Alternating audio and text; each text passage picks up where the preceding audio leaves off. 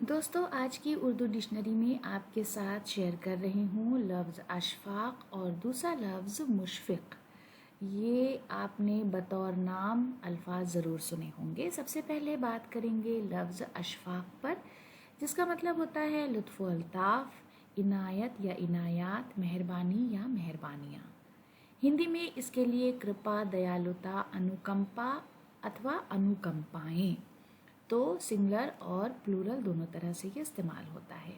Favours, kindness और compassion जैसे अल्फाज अंग्रेज़ी में इसके लिए इस्तेमाल किए जाते हैं। जुमले में हम इस तरह बोलते हैं, खुदा ने कुछ लोगों को अशफाक की दौलत से माला माल कर रखा है, यानी वो बहुत इनायत वाले, बड़े रहमदिल होते हैं। कायम चांदपुरी का एक शेर है, न मुलाकात न अशफाक का वादा न पयाम, क्यों कर तस्कीन तेरे हिज्र में होवे मुझको। उसके बाद दूसरा लफ्ज़ है मुशफ़िक़, जिसका मतलब है शफ़क़त करने वाला, मेहरबान, शफ़ीक़, दोस्त, रफ़ीक़ या प्यारा, कृपा करने वाला, दयालु और मित्र, काइंड, डियर, अफेक्शनेट, अ कंसिडरेट फ्रेंड और ग्रेशियस पर्सन जैसे अल्फाज इसके लिए हम इस्तेमाल करते हैं।